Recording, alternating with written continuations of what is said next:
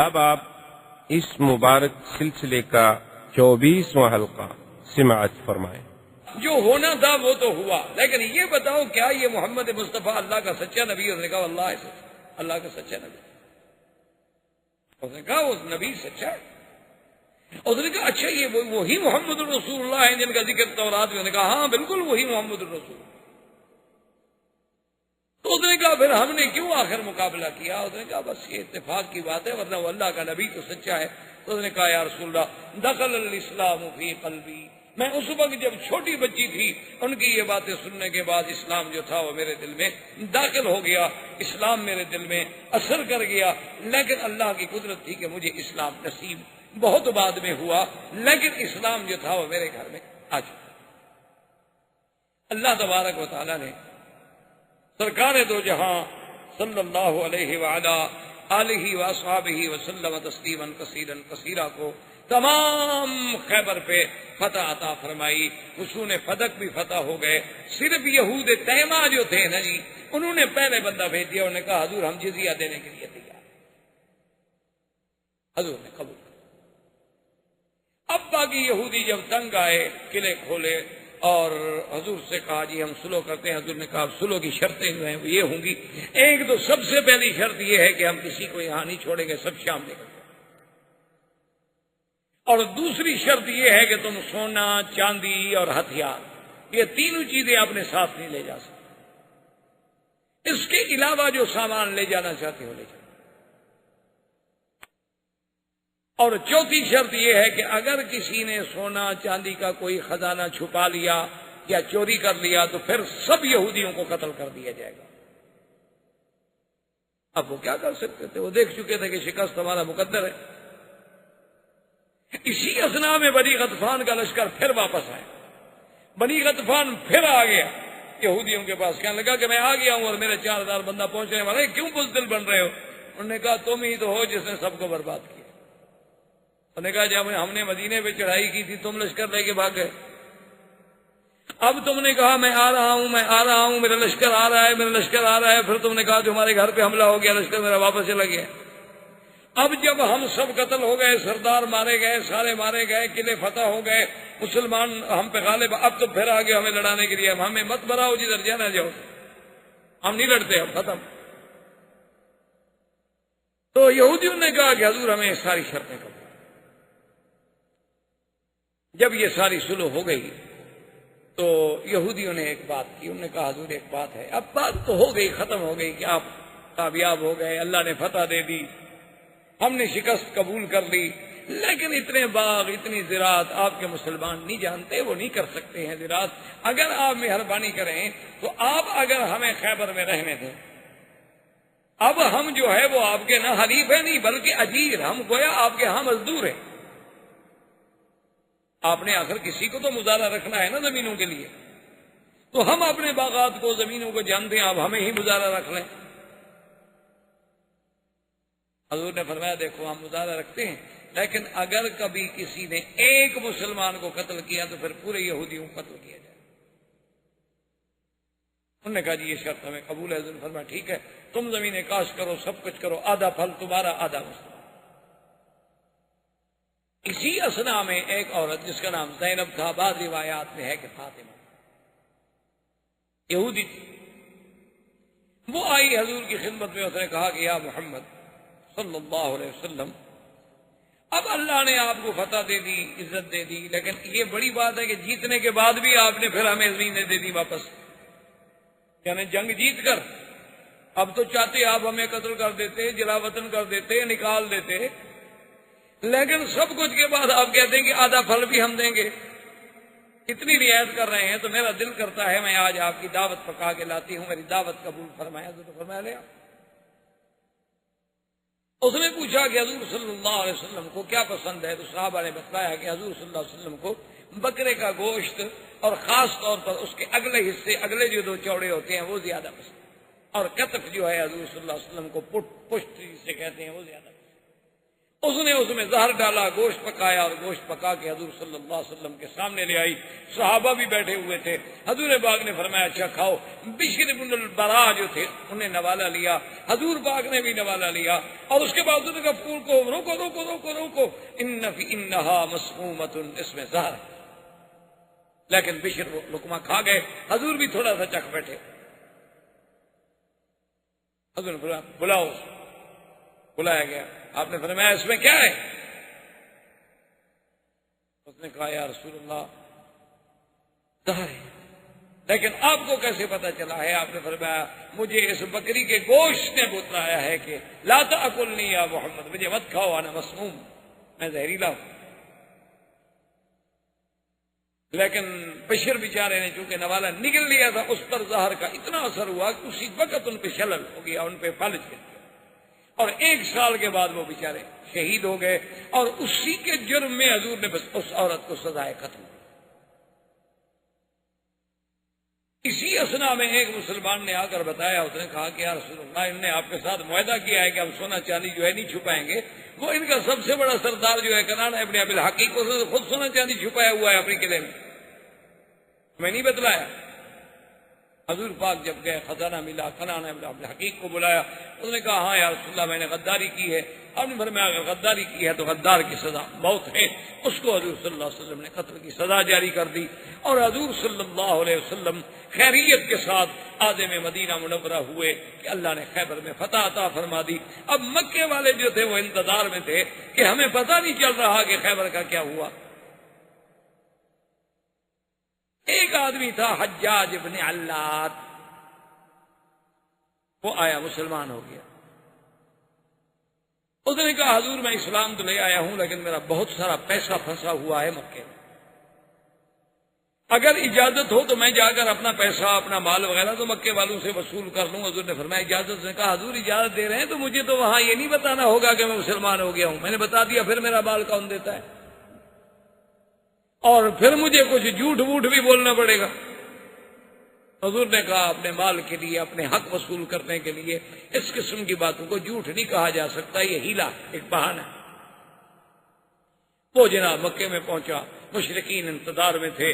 ان نے پوچھا کہ ہاں تم آئے ہو خیبر سے، بتلاؤ کیا پیچھے ہے تمہارا؟ انہوں نے کہا خوش ہو جاؤ مکے والو، اسرا محمد مصطفیٰ قید ہو گئے، اور خسر مسلمان سب شکست کھا.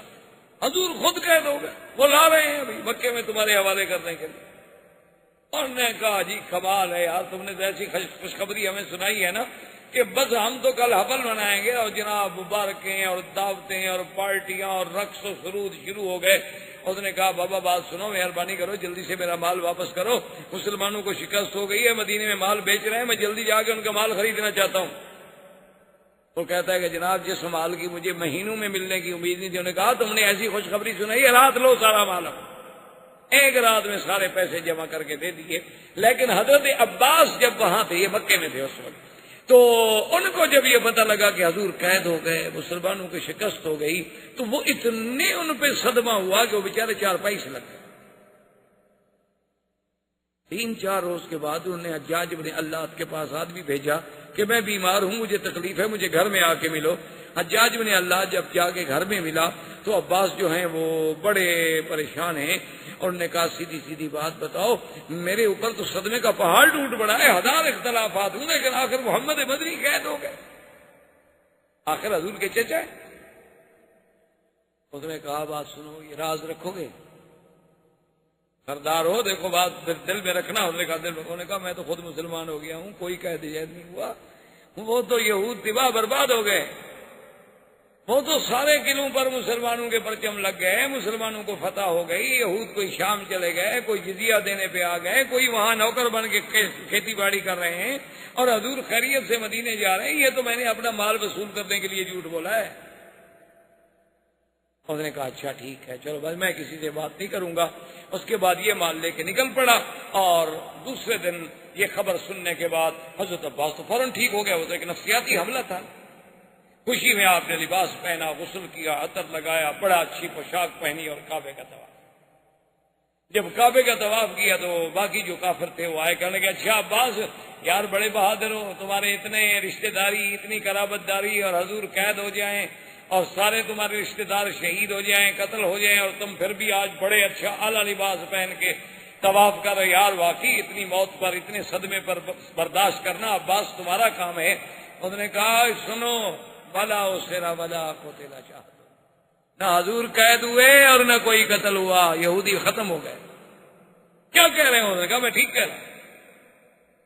2 دن گزرے تو جناب ان کو خبر پہنچی کہ خیبر تو اجڑ گیا، وہ تو مسلمان نے فتح کر لیا ہے۔ انہوں نے کہا حجاج کو ڈھونڈ، حجاج کا، حجاج تو مدینے پہنچ گیا، تو راستہ طے کر گیا، 4 دن کا سفر کر گیا، وہ کہاں ہاتھ آتا۔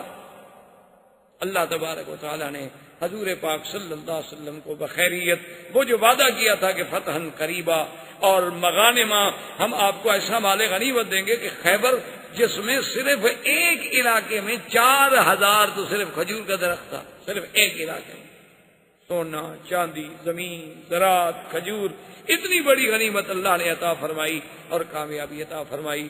وآخر دعوانا ان الحمدللہ رب العالمین۔ برادران اسلام، واجب الاحترام بزرگوں، دوستوں، بھائیوں، عزیز نوجوانوں، سرکار دو عالم سیدنا محمد عربی صلی اللہ علیہ وسلم کے سیرت طیبہ کے بارے میں دروس کا یہ سلسلہ اللہ تبارک و تعالی کی رحمت سے غزوہ خیبر اور فتح خیبر تک تقریباً ہم پہنچے۔ اللہ نے حضور کو کامیابی عطا فرمائی اور حضور صلی اللہ علیہ وسلم خیبر سے کامران کامیاب مدینہ منورہ واپس تشریف لائے۔ اسی ضمن میں جیسا کہ آپ پہلے سیرت طیبہ میں پڑھ چکے ہیں کہ جن لوگوں نے احزاب کے موقع پر، غزوہ خندق کے موقع پر جو قبائل کفار قریش کے ساتھ مل کے چڑھ دوڑے تھے مدینے پر، ان میں بڑے بڑے قبائل بھی تھے اور چھوٹے چھوٹے قبائل بھی تھے۔ تو حضور صلی اللہ علیہ وسلم نے چونکہ حدیبیہ میں قریش کے ساتھ تو صلح ہو گئی اور کچھ لوگ جو تھے وہ قریش کے حلیف بن گئے اور کچھ قبیلے جو تھے وہ حضور صلی اللہ علیہ وسلم کے حلیف بن گئے۔ ان میں تو بہرحال اب لڑائی کا امکان نہ رہا، چونکہ 10 سال کے لیے معاہدہ ہو گیا کہ ہم آپس میں نہیں لڑیں گے۔ لیکن جو قبائل نہ تو قریش کے حلیف بنے نہ حضور صلی اللہ علیہ وسلم کے حلیف بنے اور انہوں نے احزاب میں شرکت کی تھی، تو ان کو ادب سکھانے کے لیے حضور نے مختلف سرایا پوچھا تاکہ آئندہ کسی قبیلے کو جرأت نہ ہو کہ بھی جب تمہارے ساتھ ہمارا اختلاف ہی نہیں، تمہارے ساتھ ہماری جنگ ہی نہیں ہے، اگر قریش ہمارا مقابلہ کرنا چاہتے ہیں اور تم وہاں سے خام خواہ ان کے ساتھ مل جاتے ہو۔ اس لیے کئی سرایا ہیں، سریہ، معرکہ اور غزوہ۔ غزوہ تو یاد رکھیں ہمیشہ اس کو کہا جاتا ہے کہ جس میں سرکار دو عالم نے صلی اللہ علیہ وسلم نے خود بھی شرکت فرمائی، وہ تو غزوہ۔ اگر آپ نے شرکت نہیں فرمائی اور آپ نے فوج بھیجی، جماعت بھیجی، کسی کو امیر بنایا، تو اس کو سریہ کہتے ہیں یا معرکہ کہتے ہیں، اس کو غزوہ نہیں کہا جاتا۔ کیونکہ بات چیزیں ہمارے یہاں خاص طور پہ اردو زبان میں جب بات چیزیں منتقل ہوتی ہیں نا تو ایک غلط العام بن جاتی ہیں، اغلاط العام بن جاتی ہیں کہ وہ ان کے نزدیک ہر جنگ ایک غزوہ ہے۔ اور بعض لفظ تو ایسے اللہ معاف فرمائے، ایسے پڑھے لکھے لوگ بھی عجیب عجیب استعمال کرتے ہیں کہ مثلا اللہ معاف فرمائے کو کرکٹ جیت گیا، عجیب معجزہ ہو گیا۔ معجزہ تو وہ ہوتا ہے جو نبی کے ہاتھ پہ ہو۔ اچھا جی فلاں آدمی نے تقریر کی ہو تو ایسا بات ہو تو بس کمال ہو گیا جی، یہ تو معجزہ کر دکھایا ہے۔ بھائی معجزہ ایک خاص اصطلاح ہے، جیسے کرامت ایک خاص اصطلاح ہے۔ کہ جو ہمارے خالق کی عادت اللہ کے حکم سے اذن سے پیغمبر کے ہاتھ پہ ظاہر ہو وہ معجزہ کہلاتا ہے. یہ نہیں کہ کسی کے ہاتھ پہ ہو وہ اگر ولی کے ہاتھ پہ ہو تو معجزہ نہیں ہوتا، وہ کرامت کہلاتا ہے. اور اگر کسی عام آدمی کے ہاتھ پہ ہو تو آپ کہیں کہ اچھا جی ہو گیا، اتفاق سے کامیابی حاصل ہو گئی یا ان کی محنت جو ہے وہ رنگ لے آئی، لیکن یہ تو نہیں کہ معجزہ ہو. اسی لیے یہ بات لوگ اس کی غلطی کرتے ہیں. تو حضور نے سرایا اور ایک سریے میں ایک واقعہ پیش آیا. وہ واقعہ بظاہر بے اعتبار ظاہر ایک چھوٹا تھا لیکن اس کے اندر بہت بڑی حکمت. ایک سریہ جب گیا کافروں کے ساتھ لڑائی ہو رہی تھی تو کافروں میں سے ایک آدمی تھا جس کا نام تھا مرداس. وہ کافر بھی تھا اور گستاخ بھی تھا. وہ بات بات میں ایسی باتیں کہتا جیسے حضور صلی اللہ علیہ وسلم کی شان میں گستاخی. تو حضرت اسامہ ابن زید نے جب اس کی بات سنی تو جوش میں آئے اور اس کو مارنے کا ارادہ کیا. وہ بھاگ بھی رہا ہے اور نعوذ باللہ باتیں بھی حضور کی شان کے خلاف کر رہا ہے. اور حضرت اسامہ ابن زید بھی پیچھے بھاگ رہے ہیں. جب ایک جگہ ایسی آ گئی، ایک درخت کے قریب ایسی آ گئے کہ اس کو یقین ہو گیا کہ میں اب اسامہ کے ہاتھوں سے نہیں بچ سکتا، اور ایک اور انصاری صحابی بھی اسامہ کی مدد پہ آ گئے. اس کو یقین ہو گیا کہ اب میں نہیں بچ سکتا. درخت کی اوٹ میں آیا اور فوراً کہنے لگا اشہد اللہ الہ الا اللہ اشہد ان محمد رسول اللہ. انصاری نے ہاتھ روک لیا لیکن اسامہ نے تلوار مر گیا. حضور صلی اللہ علیہ وسلم کو جب پتہ چلا حضور پاک نے اسامہ کو طلب کیا. آپ نے فرمایا اسامہ یہ تم نے کیا کیا ہے؟ ماذا تفعل بشہادت اللہ الہ الا اللہ. تم قیامت میں اللہ کو کیا جواب دو گے؟ شہادت اللہ الہ الا اللہ کے مقابلے پر تلوار چلا دی تم نے. اس نے کہا یا رسول اللہ واللہ انہ اشہد شہادتا من خوف السیف. حضور وہ تو نعوذ باللہ آپ کی توہین کر رہا تھا اور اس بھاگتے ہوئے بھی توہین کرتا جا رہا ہے، لیکن جب میری تلوار اس کی گردن پہ آ گئی اور اس کو یقین ہو گیا کہ میں نہیں بچ سکتا تو تلوار کے ڈر کے مارے اس نے کلمہ پڑھا ہے. حضور نے فرمایا اللہ شققت قلبہ، کیا تم نے اس کا دل بھی چیر کے دیکھ لیا تھا کہ اس نے ڈر کے مارے پڑھا ماذا تفعل بلا الہ الا اللہ ماذا تفعل بلا الہ الا اللہ. اسامہ یہ تم نے کیا کیا؟ تو اس سے یاد رکھیں کہ ایک کتنا عظیم درس ملتا ہے کہ بھئی کلمے پڑھنے والے کو بلا وجہ کافر نہ کرو، کیونکہ ہمیں شریعت حکم دیتی ہے ظاہر کا. شریعت کے احکام جو ہیں وہ ظاہر پہ ہوتے ہیں. اما السرائر وفی علم اللہ، باطن کے علوم تو اللہ گیا. تو اس لیے اسلام کا یہ حکم ہوتا ہے کہ بلا وجہ کسی کو کافر نہ کہیں، اور اگر کوئی بندہ کلمہ پڑھتا ہے تو پھر اس پر آپ حملہ نہ کریں، چونکہ وہ کلمہ پڑھ لیا مسلمان ہے. اب آپ یہ نہ کہیں اس نے ڈر سے پڑھا ہے، اس نے پیسے کے لیے پڑھا ہے، اس نے کسی عورت سے شادی کرنے کے لیے پڑھا ہے، کسی طرح پڑھا ہے لیکن کلمہ تو اس نے پڑھ لیا ہے. اسلام اتنا بڑا درس دیتا ہے کہ بلا وجہ کسی کلمہ کو انسان کو کافر کہنا یا بلا وجہ کسی کلمے پڑھنے والے کو قتل کرنا نہیں. ہم ظاہر پہ دیکھیں گے اگر وہ منافق ہے تو پھر قیامت میں پکڑا جائے گا. ان المنافقین فی الدرک الاسفل من النار. اللہ ان کو زیادہ سے زیادہ سزا دے. اسلام ظاہر کو قبول کر. اب ان واقعات کے بعد سرکار دو جہاں صلی اللہ علیہ وسلم نے اعلان فرمایا عمرۃ القضاء کا، جو کہ 1 سال گزر گیا اور حضور صلی اللہ علیہ وسلم بغیر عمرے کے واپس تشریف لے گئے تھے اور عمرۃ القضاء کرنا ہے. اسی لیے یہ بھی ایک سیرت سے ہمیں سبق ملا کہ اگر آپ نے مثلاً احرام باندھا ہے اور آپ روک دیے گئے، اور ہمارے ہاں تو خیر یہ ایک عام بات بن گئی ہے نا کہ انڈیا سے احرام باندھیں گے، پاکستان سے احرام باندھیں گے، فلائٹ کینسل ہو گئی، اس فلائٹ میں اوور لوڈنگ ہو گئی یا جگہ نہیں ملی تو وہی پھر چاہتے ہیں اتار کے کپڑے پہن کے گھر چلے جائیں گے، پھر دوسرے دن آ جائیں گے پھر احرام باندھ. تو یہ کوئی مذاق نہیں ہوتی عمرہ.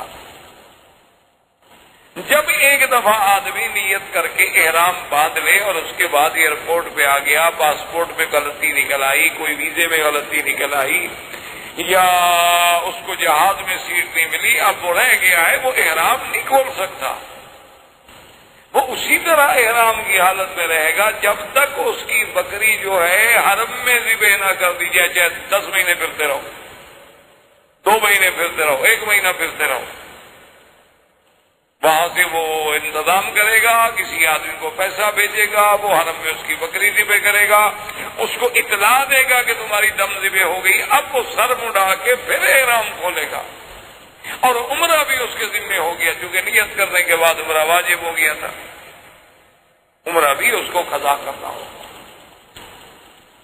جیسے کہ حضور صلی اللہ علیہ وسلم کو جب کفار قریش نے روک دیا تو آپ نے باقاعدہ اپنا سر مڈایا، احرام کھولا، اور پھر اگلے سال عمرۃ القضاء کا اعلان کیا۔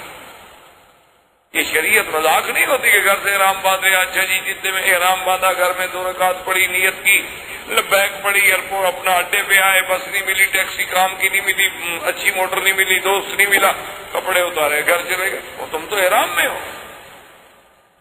چاہے تم دوسرے کپڑے پہن لو، لیکن احرام سے تب نکلو گے جب تم سر مڈاؤ گے یا بال کٹاؤ، اس کے بغیر تم احرام سے نکل نہیں سکتے۔ اور اسی طرح ایک حدیث مبارک میں یہ بھی ہے حل کہ اگر تم اپنے ملک سے چل رہے اور تمہیں خطرہ ہے کہ میں رستے میں روک دیا جاؤں، تو اسی وقت اگر نیت میں آدمی کہہ دے کہ محلی ہے سو حبستنی، میرا اللہ میرا وہی مقام ہوگا جہاں تو مجھے روک دے، تو پھر جہاں روکا جائے پھر وہی بکری ذبح کر سکتا۔ لیکن امام ابو حنیفہ رحمۃ اللہ علیہ پھر بھی نہیں مانتے، وہ کہتے ہیں کہ نہیں، بکری حرم میں ذبح ہوگی، کیونکہ یہ نص سے قطعی ہے، وہ کہتے ہیں جہاں قرآن آ جائے پھر ہم ادھر ادھر نہیں جا سکتے، کہ ہدین بالغ الکعبہ، بکری جو حرم کے ساتھ نسبت ہو جائے وہ کعبے میں پہنچے، حتی یبلغ الہدی محلہ، کہ ہدی کے جانور کو اس کے مقام پہ پہنچا۔ تو بہرحال حضور صلی اللہ علیہ وسلم نے جب اعلان فرمایا عمرۃ القضاء کا، تو 1400 آدمی تو وہ تھے نا جن کا عمرہ رہ گیا، اور 600 آدمی اور بھی تیار ہو گئے، تو 2000 آدمی کا قافلہ جو ہے وہ عمرۃ القضاء کے لیے مدینہ منورہ سے روانہ ہوا۔ حضور نے حکم دیا کہ ہتھیار رکھیں، ہتھیار ساتھ۔ حضرت ابو بکر آئے، حضرت عمر آئے، انہوں نے کہا یا رسول اللہ بیننا و بینہم عہد، ہمارا اور قریش کا عہد ہے کہ ہم جب عمرہ کرنے آئیں گے تو ہتھیار نہیں لائیں گے، صرف تلوار، اور آپ حکم دے رہے ہیں کہ ہتھیار رکھ لیں۔ بیننا و بینہم عہد، حضور پاک صلی اللہ علیہ وسلم نے فرمایا، آپ نے فرمایا کہ یا ابا بکر انی اخاف الغدر من قریش، مجھے قریش پر اعتماد نہیں ہے، مجھے غدر کا خوف ہے کہ وہ دھوکہ کریں گے، اور اگر انہوں نے دھوکہ کر دیا تو پھر ہم کیا کریں گے؟ مسلمان کو بڑا حذر ہونا چاہیے، تیار ہونا چاہیے۔ مسلمان کبھی کافر پہ بھروسہ نہیں کر سکتا، جو کافر پہ بھروسہ کرتا ہے پھر وہ تو مسلمان ہی نہیں۔ مسلمان تو ہر وقت استعداد میں ہو۔ آپ نے فرمایا، حضرت عمر نے کہا حضور وہ تو بالکل ٹھیک ہے، آپ کا فرمان آنکھوں پر، لیکن ہمارا ان کے ساتھ عہد جو ہے، آپ نے فرمایا عمر کیا کہہ رہے ہو؟ عہد یہ ہے کہ ہم عمرے میں، حرم میں، مکے میں ہتھیار لے کر نہیں داخل ہوں گے، لیکن ہم حرم کے باہر ہتھیار رکھ دیں گے۔ لیکن ایسا تو نہ ہونا کہ دشمن ہم پر حملہ کرتے تو ہم مدینہ منورہ سے ہتھیار لینے کیسے آئیں گے 450 میل؟ تو اب حضرت عمر کو بھی بات سمجھ آ گئی، حضور نے فرمایا ہتھیار لے لو، اور حضور صلی اللہ علیہ وسلم جب حد حرم پہ پہنچے اور آپ نے حکم دیا کہ بھئی کیونکہ ہتھیار ہم نے حرم میں لے کر نہیں جانے، ہمارا معاہدہ ہے، ہتھیار باہر رکھ دو، لیکن 200 آدمی یہاں چھوڑو جو ہتھیاروں کی حفاظت کریں، اور اگر خدا نہ کرے، یعنی آپ اندازہ فرمائیں حضور کی دور اندیشی کا، اسی لیے آپ جنگ احد کا کبھی پلان دیکھیں، نقشہ دیکھیں۔ ابھی ایک بہت بڑے معروف جرنل تھے ہمارے پاکستان میں، بڑا نامور جرنل تھا، تو اس نے جنگ احد پہ باقاعدہ ایک کتاب لکھی اپنی ریٹائرمنٹ کے بعد۔ ریٹائر ہونے کے بعد جب وہ مدینہ منورہ آئے ان کو بھی عشق تھا حضور صلی اللہ علیہ وسلم سے، مسلمان کو تو عشق ہوتا ہے.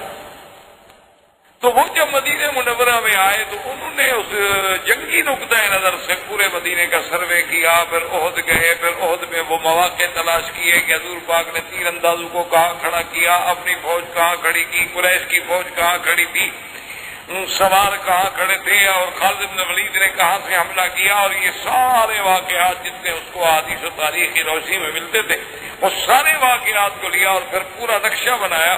اور اس کے بعد پھر اس نے جنگی حکمت عملی پر اور دیگر جنرل جو ہیں ان کے مختلف حوالے دیے اور ثابت کیا کہ آج 1400 سال کے بعد جدید طریقہ حرب کا کوئی ماہر بھی آ جائے تو اس سے اچھا نقشہ نہیں بنا سکتا جو حضور نے اس وقت بنایا صلی اللہ علیہ وسلم. یعنی اقرار کیا کہ حضور صرف اللہ کے نبی نہیں بلکہ سب سے بہتر جرنیل بھی، کہ اتنی اچھی تخطیط. اب دیکھیں نا کہ حضور صلی اللہ علیہ وسلم کی نظر جہاں گئی ابو بکر عمر کی نظر نہیں گئی. کبھی قریش مکہ ہے دھوکہ کرتے تو پھر ہم کیا کریں. اور چلو ایک تلوار کی اجازت ہے وہ ہمارے ساتھ ہوگی، اگر مکے میں لڑائی ہو بھی جائے تو چلو 2 گھنٹے 4 گھنٹے 6 گھنٹے تو ہم مقابلہ کریں گے نا. اچھا اب اگر ہم ہتھیار رکھ کے یہاں چلے جائیں اور 10 آدمی بٹھا دیں وہ آگے چھین لیں، اچھا وہ نہ بھی چھینے لیکن لڑائی ہو جائے تو 10 آدمی سارا ہتھیار اٹھا کے ہمیں کیسے پہنچائیں گے. اور نہیں 200 آدمی یہاں بیٹھے، حرم کے باہر بیٹھے رہو.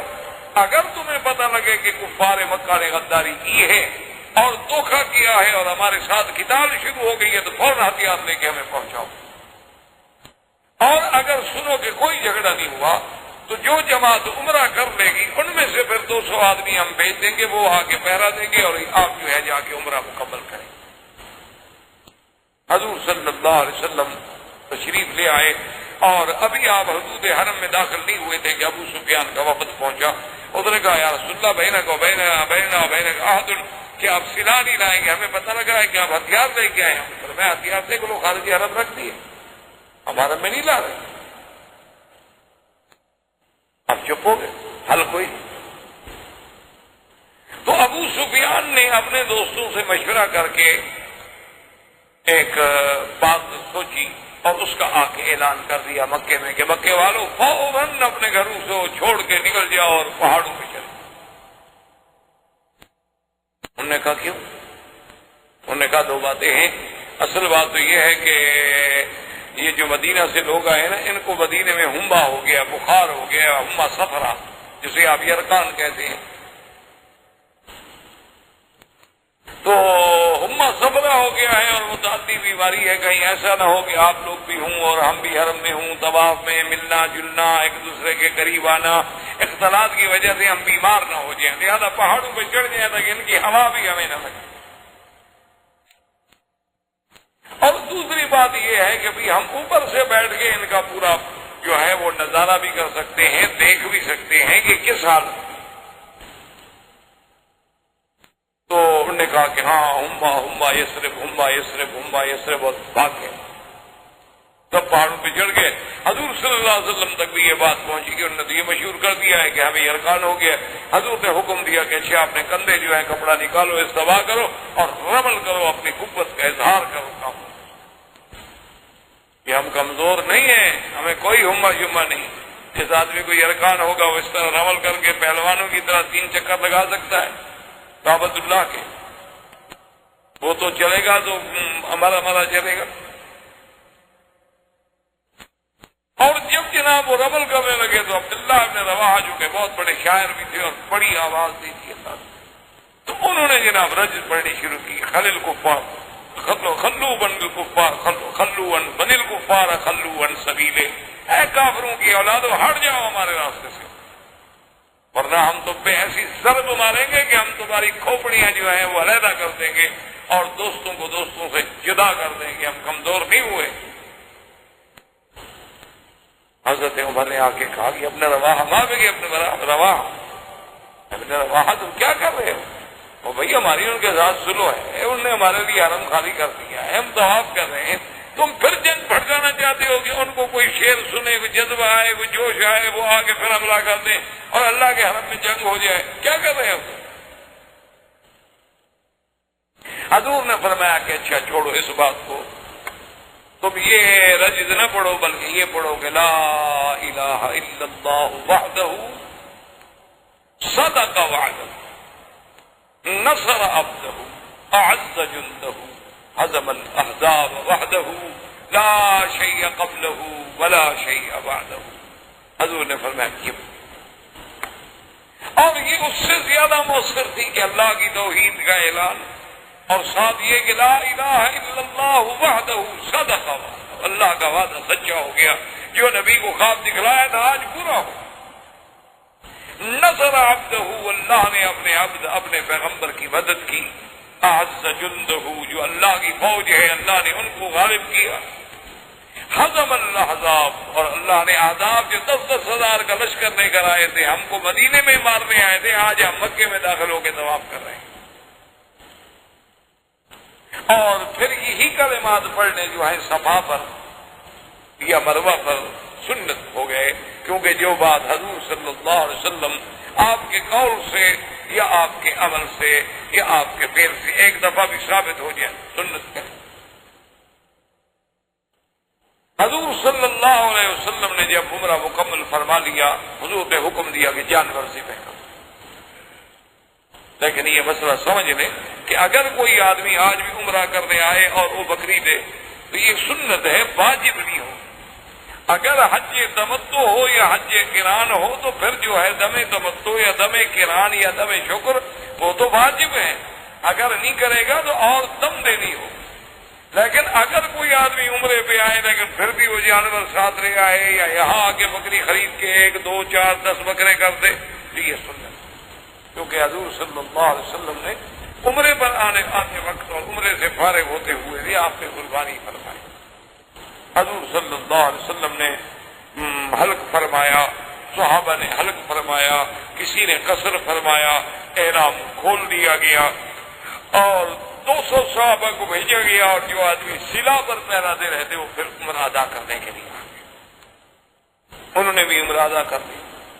حضور صلی اللہ علیہ وسلم نے پیغام بھیجا ابو سفیان کو کہ ابو سفیان چونکہ تم سردار ہو مکے کے اور ہم مکے میں آئے ہیں، اور حضور 7 سال کے بعد داخل ہوئے تھے مکے میں، کیونکہ اب 7 ہجری آ گئی،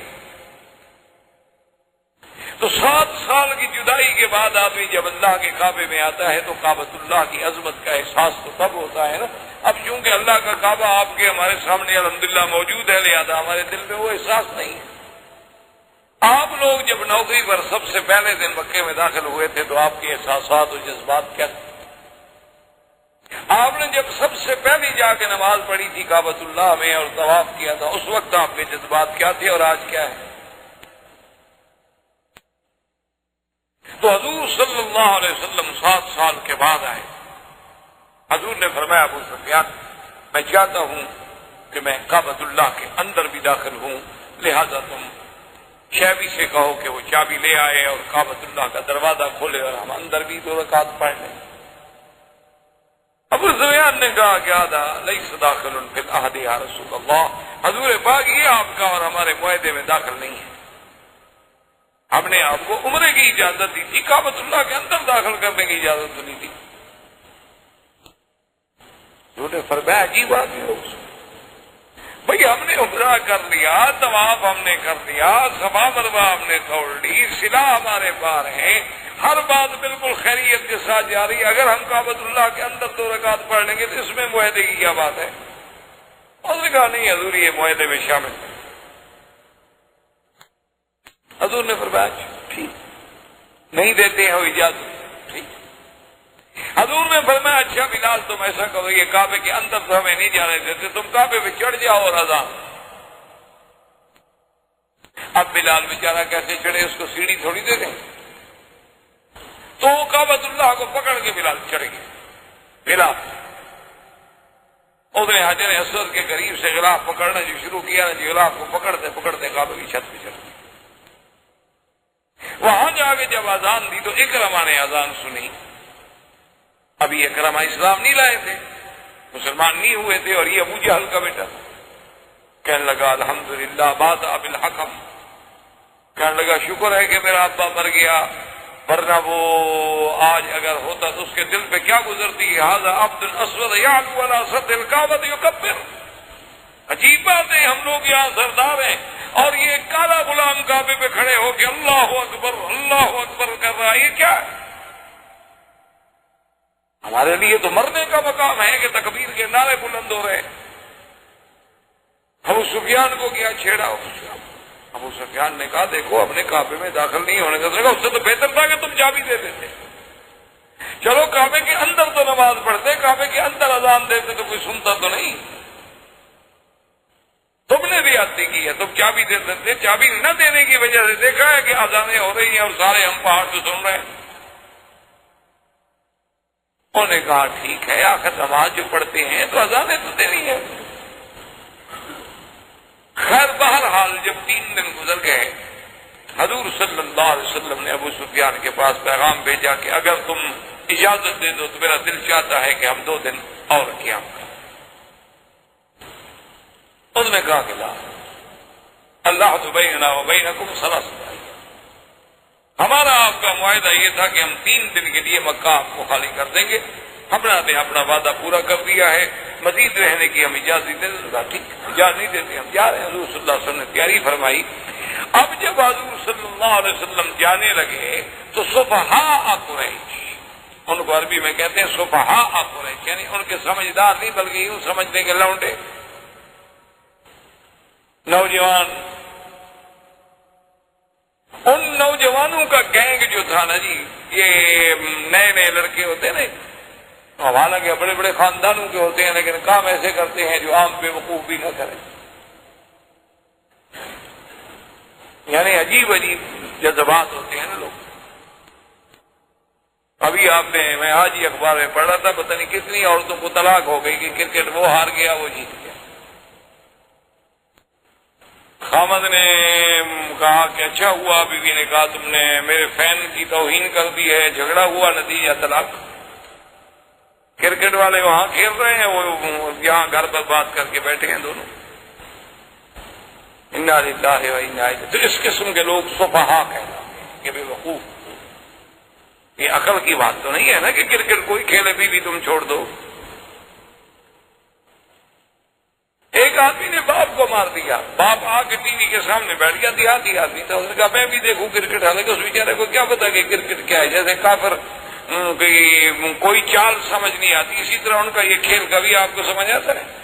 وہ خود ٹیڑھا ہے، کھیل بھی ٹیڑھے، کوئی ہار کے جیت جاتا ہے، کوئی جیت کے ہار جاتا ہے، یہ رن ریٹ ہے، یہ نمبر ہیں، یہ پوائنٹس ہیں، یہ فلان ہے، یہ سیمی فائنل ہے، یہ فائنل ہے، یہ کیا ہوگا، کیا چکر ہے؟ تیری ہر نگاہ میں الجھن، تیری ہر ادا میں بل ہے۔ انگریز ظالم ہے نا، اس کی تیری ہر نگاہ میں الجھن، تیری ہر ادا میں بل ہے، میری آرزو میں لیکن کوئی پیچ ہے نہ خو۔ اے مسلمان ہے، سیدھا کھیلنا ہے، آؤ تلوار پکڑو، بات کرو۔ یہ کون سی بہادری ہے کہ آپ یہاں سے بٹن دبائیں، ریموٹ کنٹرول کے ذریعے میزائل پھینک دیں؟ یہ بہادر قوم اسی طرح لڑتی ہے۔ دیکھا نہیں بہادر قوم ویتنام میں کیسے لڑی تھی، کیسے دم دبا کے بھاگی؟ ان کا 200 سپاہی میدان میں مر جائے نا، یہ ملک چھوڑ کے بھاگے۔ اتنی بزدل ترین قوم۔ اب یہ تو میرا بھائی کوئی بہادری نا، ہم یہاں محفوظ بیٹھے ہوئے ہیں اور جناب ہمارے سامنے نقشے بنے ہوئے ہیں اور ہر چیز جو ہے وہ زاویے پہ سیٹ ہے، اور یہاں بیٹھے بیٹھے صاحب نے بٹن دبایا اور یہاں سے ایک میزائل اڑا اور اس نے جا کے وہاں جناب تباہی ڈال دی۔ او جی ہم جیت گئے، کیا جیت گئے؟ منہ کالا ہو گیا بدبخت تم۔ چوری جو چھپکے سے وار کرے وہ بھی بہادر ہوتا ہے؟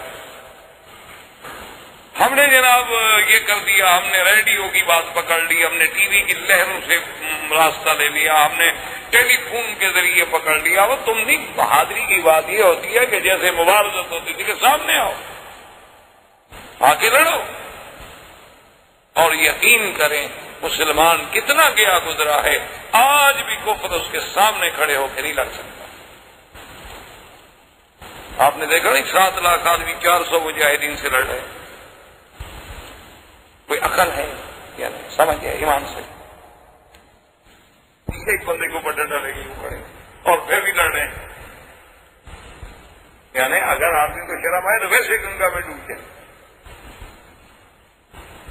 یار ہم کس کے اچھا لڑ کس کے خلاف رہے ہو جی؟ ہمارا ملک ہے، اپنے ملک کے خلاف لڑ رہے ہو.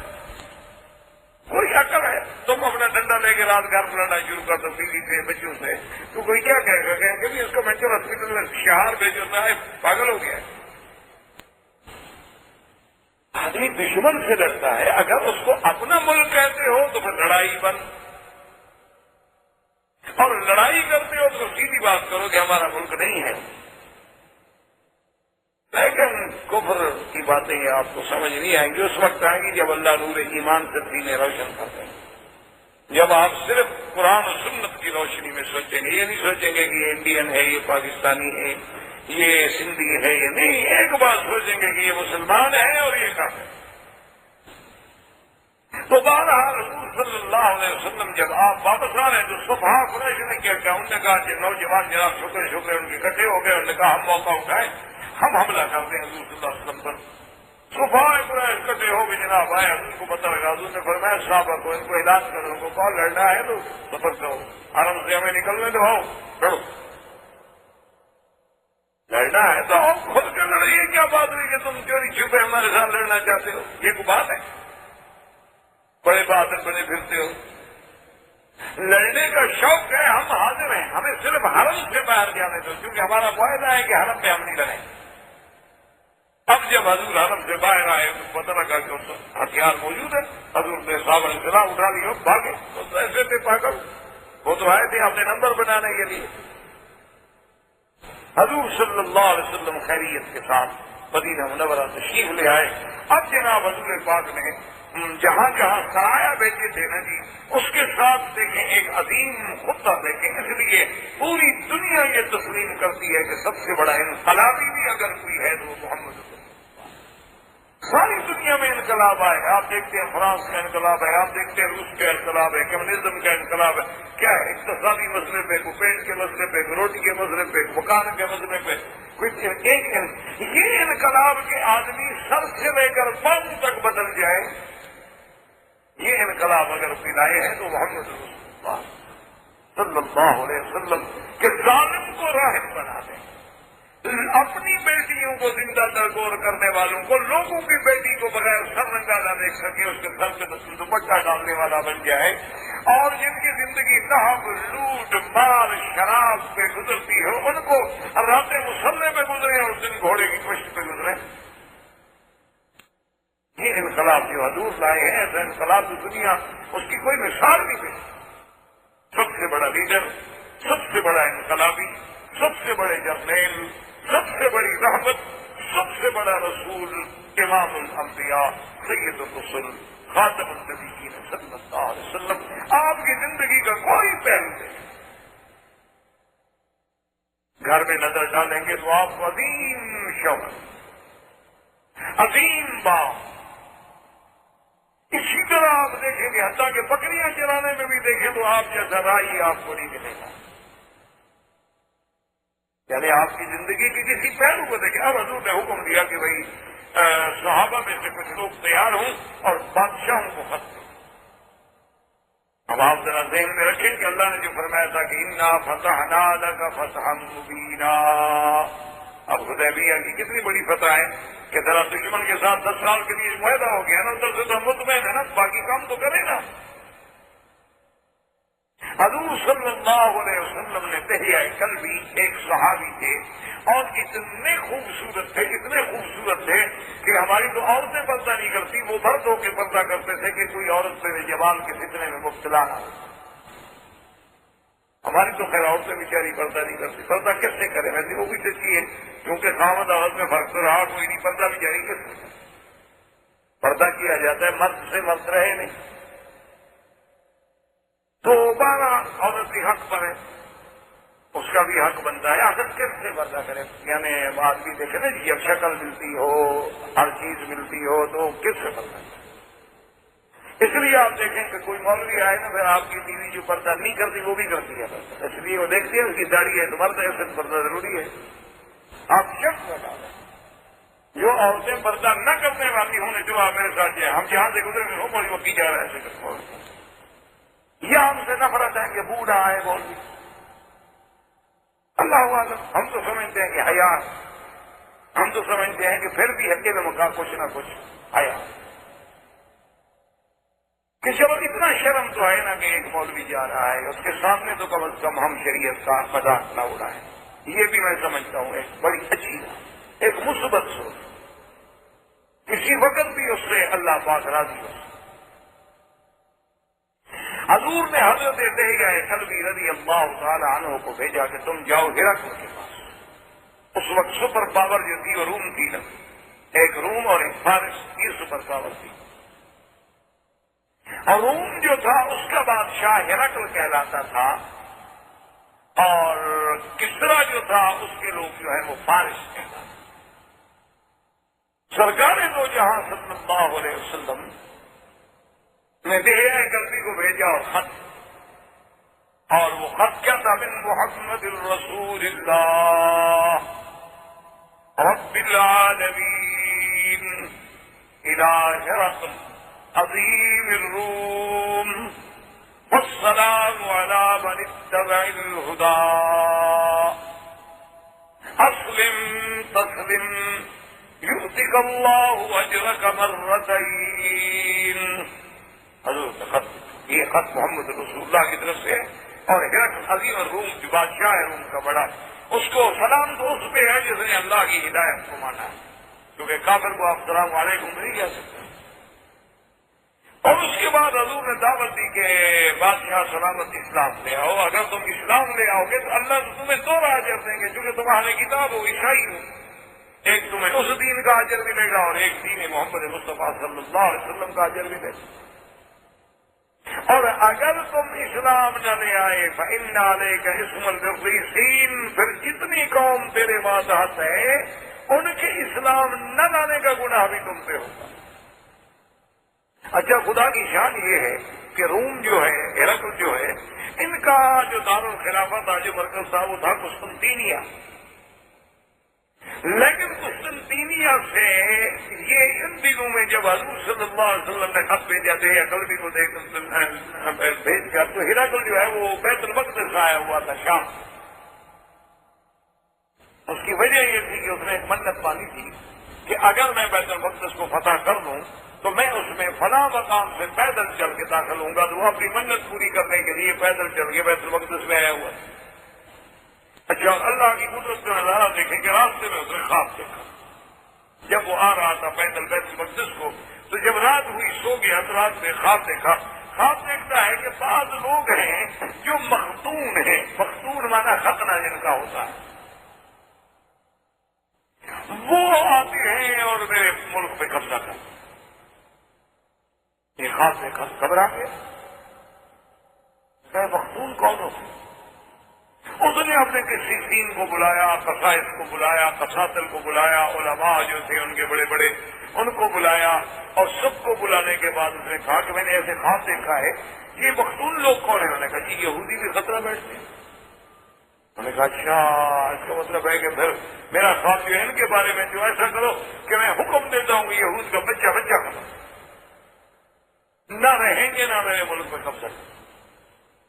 اسی اسنا میں خدا کی قدرت ہے کہ ایک آدمی چوری کرتے ہوئے پکڑا گیا، وہ عرب کے آدمی تھا، جب اس کو مارنے لگے کپڑے کھل گئے، دیکھا وہ بھی مختون ہے، تو ہرقل کو یہ رپورٹ بھی پہنچی کہ جناب یہودیوں سے تو ہم ڈر رہے تھے، ایک اور آدمی پکڑا گیا، وہ یہودی بھی نہیں ہے، وہ تو کہتا ہے میں عرب ہوں ادھر کا، مکہ شریف کا، وہ بھی مختون ہے۔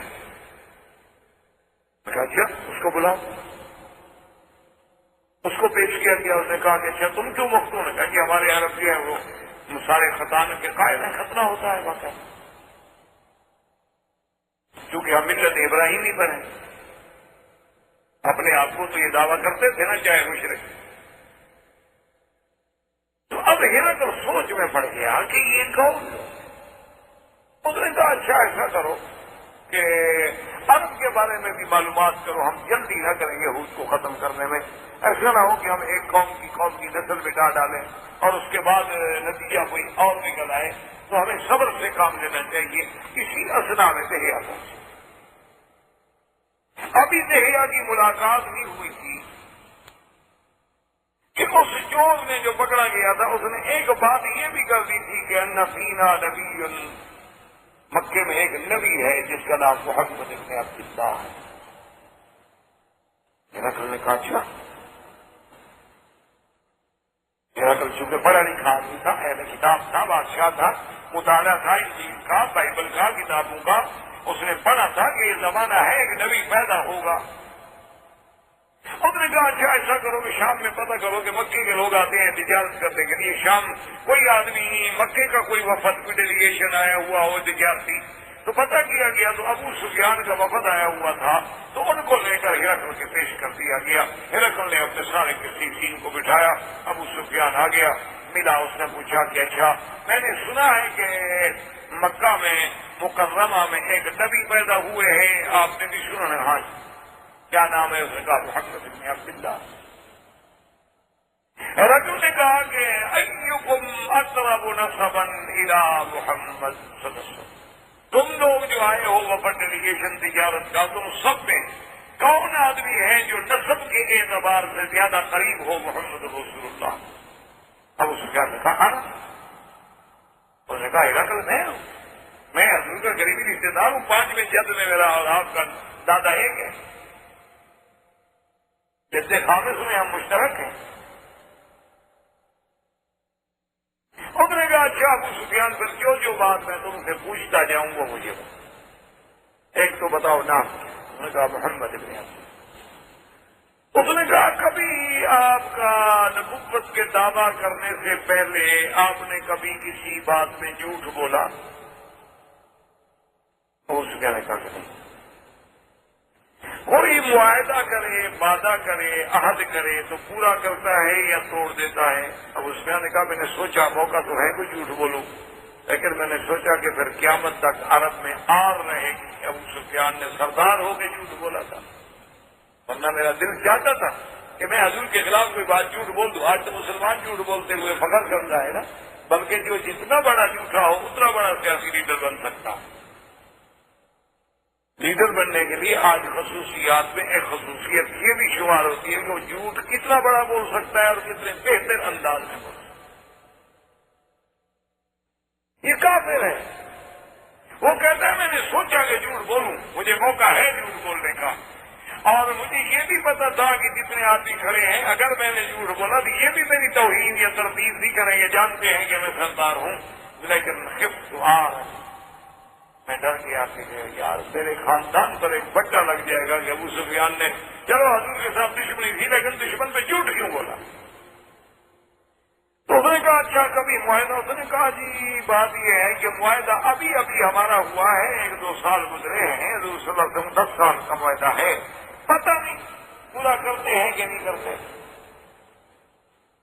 لیکن ابو سفیان کہتا ہے واللہ خدا کی قسم میں سمجھتا ہوں میں یہ بھی جھوٹ بولا، مجھے یقین تھا کہ حضور اپنا وعدہ پورا کریں گے۔ حضور صلی اللہ علیہ وسلم کبھی وعدے میں خیانت نہیں۔ اس نے اس کے بعد پوچھا اچھا یہ بتاؤ کہ حضور صلی اللہ علیہ وسلم کے ماننے والے جو ہیں وہ بڑے لوگ ہیں یا غریب لوگ ہیں؟ انہوں نے کہا نہیں جی کیا پوچھتے ہیں، ابھی علفاؤنا عبیدنا اماؤنا ضعفاؤنا، بالکل غریب لوگ ہیں، پر 1-2 آدمی ہیں کچھ، باقی تو سب غریب ہیں۔ ہرقل نے کہا ہاں ہم اتباع الرسل، اگر اس کی اتباع کرنے والے غریب ہیں تو پھر وہ نبی، کیونکہ حق کی اتباع کبھی سرمایہ دار نہیں کرتا ہے، حق کی اتباع ہمیشہ نصیبی غریبوں کو۔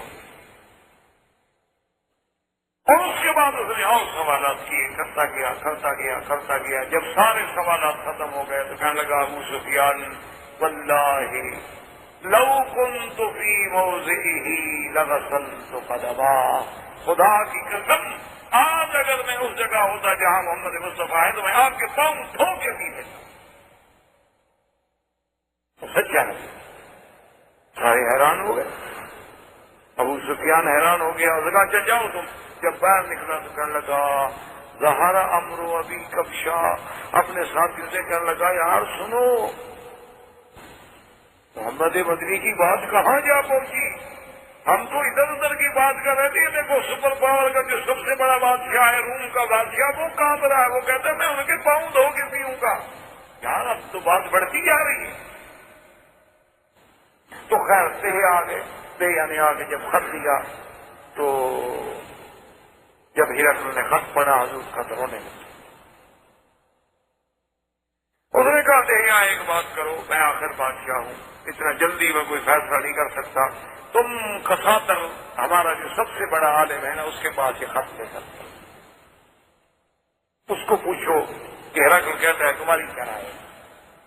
جب کساتر کے پاس خط لے کر گئے، اس نے جب خط پڑھا تو اس نے کہا اشہد ان لا الہ الا اللہ واشہد ان محمد رسول اللہ. میں تو بھائی اسلام لے آیا، میں تو مانتا ہوں سچ ہے.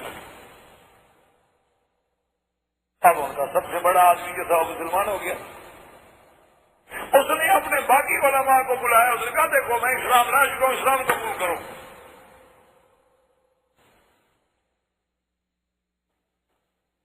ہم نے کہا نہیں، ہمیں سوچنے کا موقع تو دے گا. کیا تم نے جو کتابوں میں پڑھا ایک ایک علامت، ایک ایک نشانی جو ہے وہ محمد بدری میں سچی ہو.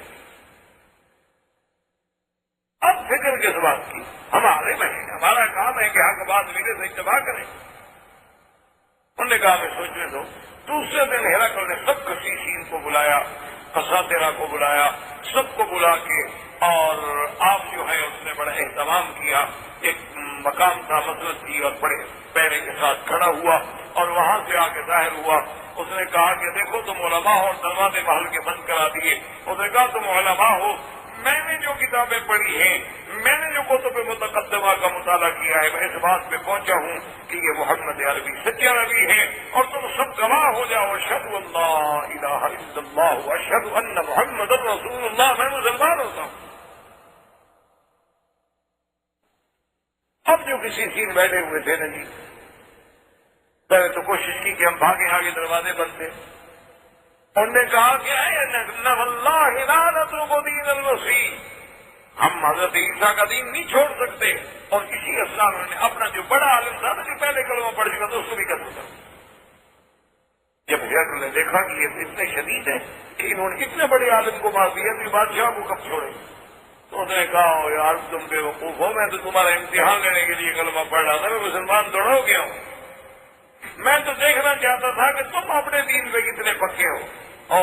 بڑے خوش ہو گئے. اس کے بعد دروازہ کھل گیا، واپس چلے گئے اور اس کے بعد اس نے دہیا کو بلایا. اس نے کہا کہ دیکھو بات یہ ہے کہ میری طرف سے حضور کو یہ بتا دینا کہ میں نے کلمہ پڑھا ہے اشہد ان لا الہ الا اللہ واشہد ان محمد رسول اللہ. اور ہدایہ دیے اور بڑی بڑی قیمتی چیزیں دی اور حضرت دہیا کو بڑی عزت کے ساتھ روانہ کیا. سرکار دو جہاں کے بعد جب دہیا آئے ساری بات سنائی. آپ نے سنا کذب اس اللہ کے دشمن کی جھوٹ پر اسلام نہیں لایا. اس کا دل تھا کہ میں اسلام لے آؤں، لیکن اپنے اقتدار کو بچانے کے لیے مرتد ہو گیا. بندہ کوئی اس کا اسلام. اسی اسلام میں حضور صلی اللہ علیہ وسلم نے اپنا جو ایک وفد ہے عمرو بن العاص کو بھیجا عمان، اور ایک صحابی کو بھیجا بحرین. ایک صحابی کو آپ نے وفد بھیجا نجاشی کے پاس.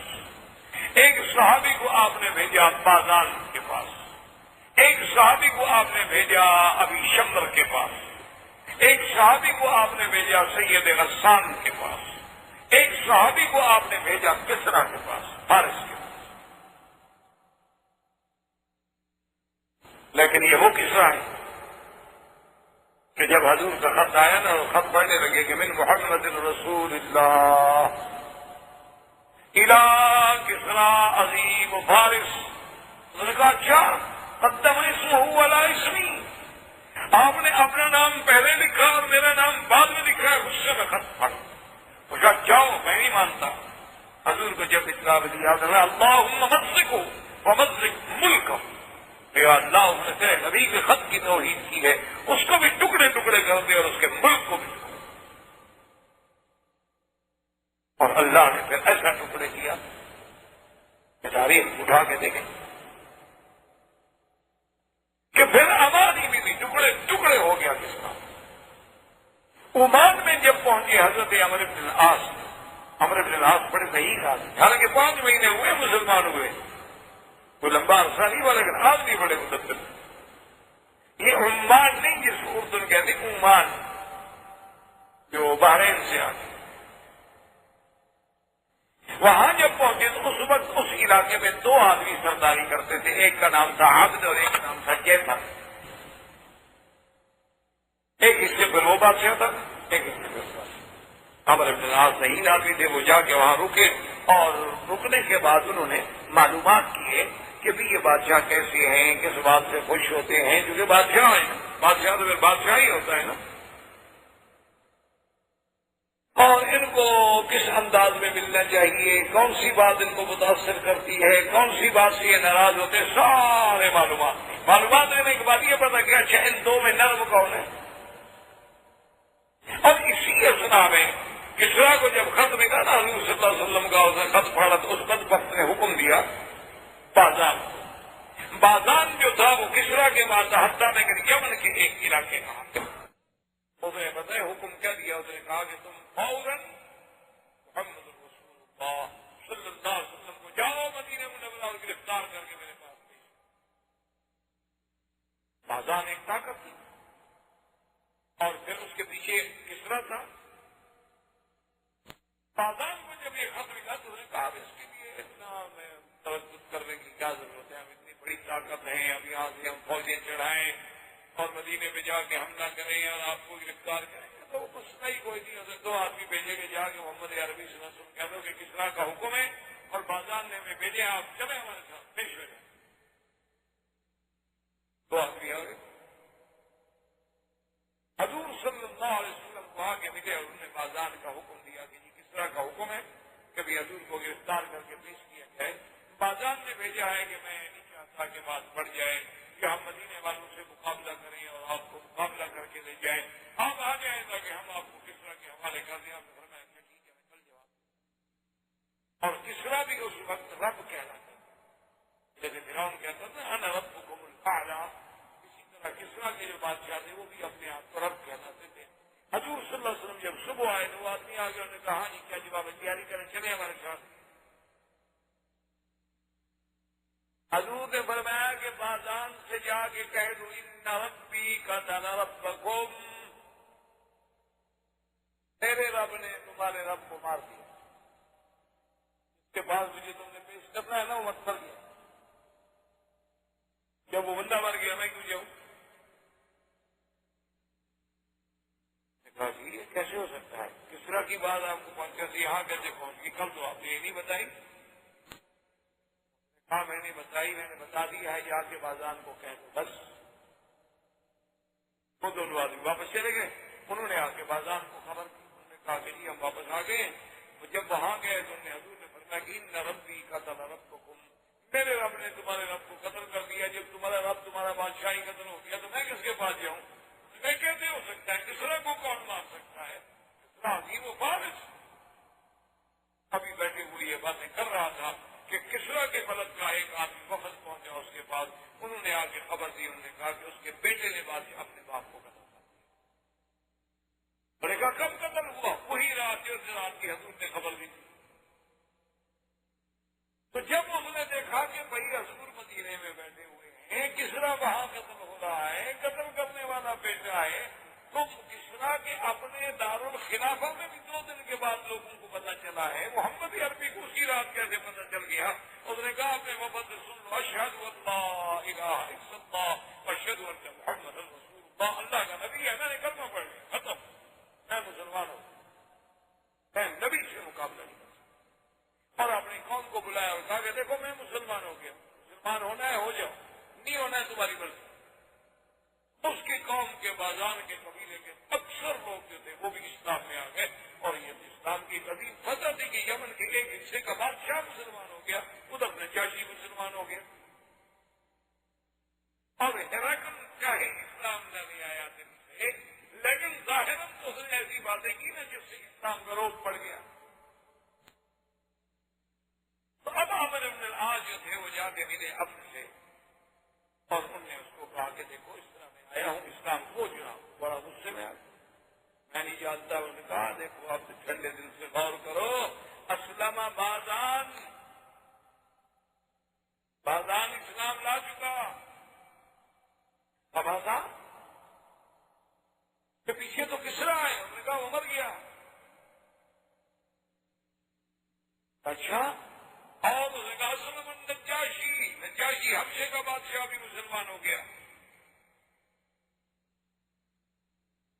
نجاشی حبشے کا بادشاہ. انہوں نے کہا سنو اسلم ملک و بحرین میں ہمارے قریب جو ہے نا وہ بادشاہ بھی مسلمان ہو گیا. تو بھی کلمہ پڑھ لیا ہے. سوچو غور کرو کتنے بادشاہوں سے لڑو گے تم. اب ایک بات خود کا اچھا مجھے غور کرنے دو. میں جعفر سے بھی بات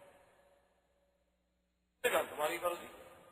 اس نے جا کر جعفر سے بات کی. جعفر نے کہا اچھا اس آدمی کو بلاؤ جو خط لایا ہے. عمرو بن العاص کو بلایا.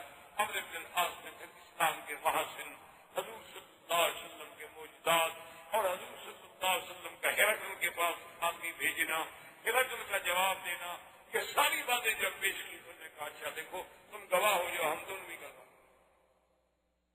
اب جب جعفر جو تھے یہ دونوں بھی مسلمان. اللہ تبارک و تعالیٰ نے ان کو بھی اسلام دیا. اسی طرح حضور صلی اللہ علیہ وسلم نے اپنا خط بھیجا بقوقس کے پاس. یہ بھی روم کے ایک علاقے کا بڑا تھا. بقوقس کو جب حضور صلی اللہ علیہ وسلم کو خط ملا اس نے خط پڑھا اور اس کے بعد اس نے اپنے علماء سے رجوع کیا. ساری تسلی کرنے کے بعد اس نے بھی آ کر اپنے شاہی عدالت میں جہاں بیٹھتے تھے وہاں اپنے ایوان میں بیٹھ کے اس نے کہا کہ دیکھو لوگوں مجھے تحقیق ہو چکی ہے وہ اللہ کے سچے نبی ہیں. میں بھی کلمہ پڑھتا ہوں اشہد ان لا الہ الا اللہ واشہد ان محمد رسول اللہ. اب ہر طرف سے اسلام لیکن فتح مبین ہے حدیبیہ کہ نہیں. اس وقت تو کسی کو سمجھ نہیں آ رہی تھی نا کہ ہم تو بزدل بن کے سلو کر رہے ہیں. لیکن اللہ نے فرمایا انا فتحنا لک فتحا مبینا لِيَغْفِرَ لَكَ اللَّهُ مَا تَقَدَّمَ مِن ذَنبِكَ وَمَا تَأَخَّرَ وَيُتِمُّ نِعْمَتَهُ عَلَيْكَ وَيَهْدِيَكَ صِرَاطًا مُسْتَقِيمًا وَيَنصُرَكَ اللَّهُ نَصْرًا عَزِيزًا. اب جب آپ سورۃ فتح پڑھیں تو پھر ان واقعات کو ذہن میں رکھیں. پھر دیکھیں قرآن کیسے سمجھ. پھر دیکھیں کہ قرآن کیسے سینے میں اترتا ہے. ایسے تو آدمی پڑھ کے چل جاتے ہیں بس اتنا آپ نے بتا دی آپ کو بتا دی اتر گیا. کیا بتا دی تھی. اب دیکھیں اس فتح مبین کے اثرات, حدیبیہ کی صلح کے اثرات, ماوراء حدیبیہ کی صلح کے اثرات. پھر ہر طرف سے اسلام اسلام اسلام. اور مقوقس نے پھر حضور صلی اللہ علیہ وسلم کی خدمت میں دو کنیزیں جو اعلیٰ خاندان سے تعلق رکھتی تھی اور جبت کے معروف خاندانوں سے, اور ایک بغلا کہتے ہیں کہ خچیا, اور قیمتی ہدایا اور سونے چاندی کے دینار حضور کے پاس ہدیہ بھیجے. یہ وہی بیوی ہے ماریہ قبطیہ جس کے ساتھ پھر حضور صلی اللہ علیہ وسلم نے شادی کی اور اپنی بیوی بنایا. اور یہ وہی ماریہ قبطیہ ہے جس کے بدن سے اللہ نے حضور کو بیٹا حضرت ابراہیم. تو اب حضور صلی اللہ علیہ وآلہ وصحبہ وسلم ان احوال میں کہ جب آپ نے حدود بھیجے اور اس کے ساتھ بعض قبائل اور بعض لوگ ایسے بھی تھے کہ جنہوں نے ابھی تک اسلام قبول نہیں کیا تھا, اور ان دنوں میں وہ جو عیینہ بن حصن آپ جس کے بارے میں پڑھ چکے ہیں, احمد الغلام بنی غطفان کا قبیلے کا سردار, اور اسی طرح بنی مرہ کا سردار حارث, ان دونوں نے جب بات سنی تو حارث نے کہا کہ اب تو ہرقل بھی ڈر گیا, اب تو کسرا بھی مر گیا, اب بہتر ہے کہ ہم مسلمان ہو جائے, مسلمان ساتھ مل کے فائدہ اٹھا لیں. انہوں نے کہا کہ بات ٹھیک ہے. یہ دونوں ابھی مسلمان ہونے کے لیے نکلے تو ایک آدمی جا رہا تھا بتا رہا, وہ عمرہ کرنے کے لیے جا رہا تھا, وہ بھی کہا کرتا. اس نے کہا کہاں جا رہے تھے؟ مسلمان. جلدی نہ کرو, مسلمان نہ ہو, میں جا رہا ہوں عمرے پہ, مجھے مکے میں جا کے ذرا پتہ کرنے دو کہ قریش کا حال کیا ہے. اگر تو قریش بھی ڈھیلے پڑ گئے, ہمارے قریب ہیں قریش, روم فارس ہمارے قریب نہیں ہے, آگے بتاؤں گا، پھر مسلمان ہوں گے۔ اور اگر قریش ڈٹے ہوئے ہیں نا تو پھر ہمیں ابھی قوم میں رہنا، خالد جیسا عقل والا آدمی، خالد جیسا ذہین آدمی، ابھی تک اس کو اسلام کی حقانیت معلوم نہیں ہو سکی، سمجھ نہیں آ سکی کہ اسلام ایک سچا مذہب ہے۔ اللہ لو جاء عندنا لنکرمنہ ولنقدمنہ، کاش وہ ہمارے پاس آتا، اسلام رہ گیا تھا، اس کی عزت بھی کرتے اور ہم اس کو اپنے آگے رکھتے۔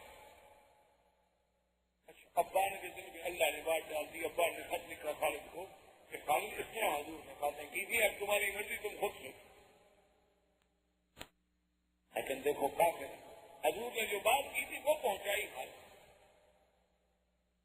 اسی اصلاح میں عمرو بن العاص مکے میں آئے، ان کی ملاقات خالد ولید سے ہو گئی، انہوں نے بتلایا کہ اللہ کے بندے وہ تو عبد بھی مسلمان ہو گیا، جعفر بھی مسلمان ہو گیا، بحرین بھی مسلمان ہو گیا، کیا سوچ رہے ہو؟ کیوں اپنے آپ کو اسلام کے پیچھے چھوڑ رہے ہو؟ اسلام ایک سچا مذہب ہے جو غالب ہے۔ اچھا تو خالد ولید بھی مسلمان ہو گئے، عثمان بن طلحہ بھی مسلمان ہو گئے، ان دونوں کا اسلام عمرو بن العاص ذریعہ بنے، اور یہ تینوں جب آئے اور حضور صلی اللہ علیہ وسلم کے مدینہ منورہ میں جا کر فکر حضور نے اللہ اکبر، حضور نے دفع شباب کیا جوان اسلام میں آئے ہیں شباب سے۔ اور خالد ولید تو وہ آدمی ہے کہ پورے عرب کی تاریخ میں یعنی حضور صلی اللہ علیہ وسلم کے قد میں صرف دو آدمی تھے، خالد بن ولید نے زبیر بن العوام، جو دونوں تلواروں دونوں ہاتھ سے لڑتے تھے، ورنہ آج تک کوئی بہادر ایسا نہیں ہوا جو دو ہاتھ سے لڑے، ہمیشہ تلوار ایک ہاتھ سے چلائی جاتی ہے، دوسرے میں طرز پکڑتے ہیں، ڈھال پکڑتے ہیں، گھوڑے کو پکڑتے ہیں اور ایک ہاتھ سے تلوار چلاتے ہیں، لیکن یہ دونوں ایسے بہادر تھے کہ دونوں ہاتھ چلاتے تھے اور گھوڑے سے کافی قابو، اور ماشاء اللہ کا اتنا بڑا بڑا تھا کہ گھوڑے سے بھی لگ جائے، کبھی اور اتنی اہمیت ہوتی تھی کہ کھڑا نہیں سامنے آئے، اور وہ خزانہ جب آیا تو اس نے پوچھا کہ مکے والوں کیا خیال ہے، حالات کیا؟ انہوں نے کہا ہم تو تیاریاں کر رہے ہیں، حالات کیا ہیں؟ ہم نے تو صلح حدیبیہ کا ایک بہانہ بنایا کہ کچھ ہمیں تیار ہونے کا موقع مل جائے، ہم تو تیاری کر رہے ہیں بس تھوڑی دیر ہے، ہم جب تیار ہو گئے ہم تو پھر حملہ کریں گے مکے میں۔ حضور صلی اللہ علیہ وسلم کو ایک اطلاع یہ ملی، اور ایک اطلاع یہ ملی کہ بنی غسان جو ہے وہ تیاری کر رہے ہیں مدینہ منورہ پہ حملہ کرنے کی، جس کو معرکہ موتا کہا جاتا ہے۔ موتا تو حضور پاک نے اس کے لیے عمرو بن العاص کی قیادت میں حکم دیا، روانہ کیا، وما علینا الا البلاغ۔ برادران اسلام، واجب احترام بزرگوں، دوستوں، بھائیوں، عزیز نوجوانوں، حضور صلی اللہ علیہ وسلم کی سیرت طیبہ کے دروس کے سلسلے میں الحمدللہ کہ ہم نے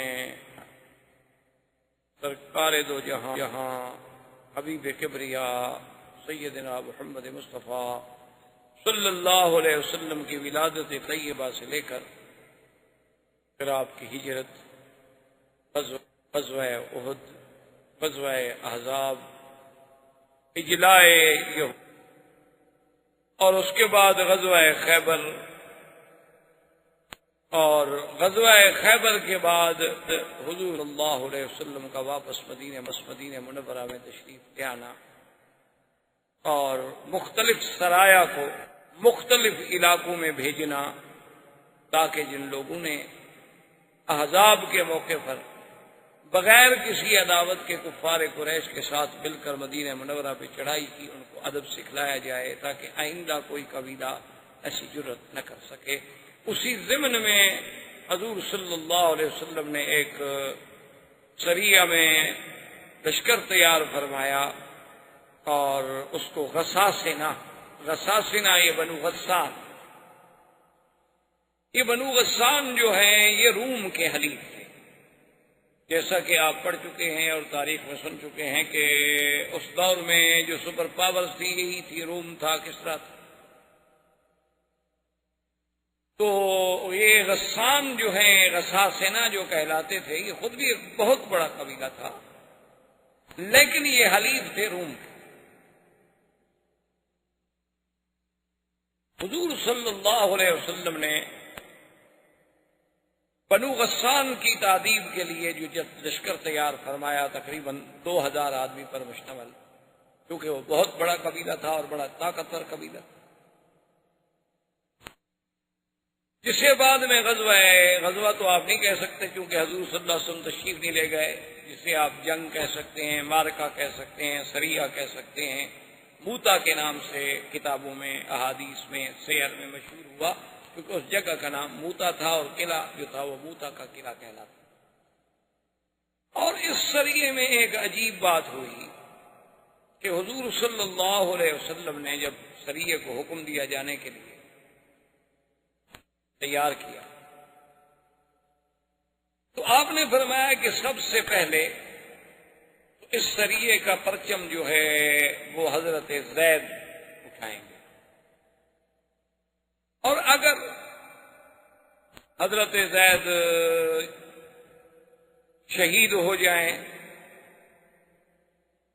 تو پھر یہ پرچم جو ہے حضرت جعفر اٹھائیں، اور حضرت جعفر کے بعد یہ پرچم جو ہے ابی عبیدہ بن الجراح اٹھائیں۔ ایک روایت میں ہے کہ عبداللہ ابن رواحہ، حضور صلی اللہ علیہ وسلم نے عام طور پہ جو لشکر ہوتے تھے، فوج ہوتی تھی، وہ جمعہ کے دن زیادہ سفر نہیں ہوتے تھے۔ یہ پہلا سفر ہے جو صحابہ نے جمعہ کے دن صبح کی نماز کے بعد شروع کیا، اور اسی سفر میں عبداللہ ابن رواحہ جو تھے وہ واپس آ گئے راستے سے۔ ان کے دل میں یہ آیا کہ جب مدینہ منورہ میں جمعہ ہے اور حضور صلی اللہ علیہ وسلم کے ساتھ جمعہ پڑھنے کی سعادت کی معمولی سعادت تو نہیں ہوتی، اور پھر ہم لوگ جہاد پہ جا رہے ہیں، خدا جانے واپس بھی آئیں گے یا نہیں آئیں گے۔ تو وہ واپس آ گئے مدینہ منورہ میں، انہوں نے آ کر جمعہ حضور صلی اللہ علیہ وسلم کے ساتھ پڑھا۔ حضور کی جب نظر پڑی تو حضور نے جمعہ سے فارغ ہونے کے بعد بلایا، فرمایا کہ عبداللہ کیا ہو گیا؟ ہم نے آپ کو حکم دیا ہے کہ آپ غساسنہ کی طرف جائیں اور آپ واپس آ گئے۔ اس نے کہا سلطان میں کسی وجہ سے یا کسی کمزوری سے واپس نہیں آیا، بس میرے دل میں آ گیا کہ آج جمعہ کا دن ہے اور حضور کے پیچھے مدینہ منورہ میں جمعہ ادا کروں، اور پھر میرے پاس الحمدللہ بڑی تیز رفتار سواری ہے اور میں قافلے کو ابھی جا کے پکڑ لیتا ہوں۔ حضور نے فرمایا تم کا جانتے ہو کہ اگر ساری دنیا جو ہے نا وہ اگر تمہیں مل جائے اور اللہ کے راستے میں خیرات کرو تو ان کے ثواب کو تم نہیں پہنچ سکتے جو جا رہے ہیں۔ تو خیر عبداللہ بن رواحہ جب یہ قافلہ روانہ ہو گیا تو ان کی مدد کے لیے اور صحابہ بھی بھیجے گئے۔ اب ان کا جو عدد تھا وہ 3000۔ ایک یہودیوں کا بہت بڑا عالم تھا، اس جب ایک صحابی نے یہ بات سنائی کہ اس طرح حضور پاک نے لشکر بھیجا ہے، سریہ بھیجا ہے، اور آپ نے فرمایا کہ پہلے پرچم زید لے گا، پھر جعفر لے گا، پھر عبداللہ لیں گے، تو اس یہودی نے کہا کہ تم سمجھتے ہو یہ کیا بات ہے؟ کہا کہ نہیں کوئی بات نہیں، یہ تو پرچم کوئی جنگ میں کبھی وہ اٹھاتا ہے، کبھی وہ اٹھاتا ہے، کبھی وہ۔ اس نے کہا نہیں، اللہ کا نبی جب ایسی بات کرے تو یہ دلیل ہوتی ہے کہ وہ لوگ شہید ہو جائیں گے۔ حضور صلی اللہ علیہ وسلم نے جب یہ بات فرما دی ہے کہ پہلے زید اٹھائیں گے پرچم، پھر جعفر اٹھائیں گے، مطلب یہ ہے کہ وہ شہید ہو جائیں گے، اب وہ بچ نہیں سکتے۔ کہا کیسے؟ اس نے کہا بس ہم نے تو کتابوں میں پڑھا ہے نا کہ اللہ کے نبی سے جب یہ بات نکل جائے تو یہ علامت ہوتی ہے کہ وہ لوگ شہید ہو۔ اس نے کہا ٹھیک۔ اب جناب جب یہ لشکر وہاں پہنچا اور وہ غساسنہ بنو غسان کو بھی پتہ چلا تو ان کا جو سردار تھا حارث، اس نے روم کے بادشاہ کو لکھا کہ ہماری مدد کرو۔ احباب کرام، اس کے بعد اب آپ اس مبارک سلسلے کی CD نمبر 25 سماعت فرمائیں۔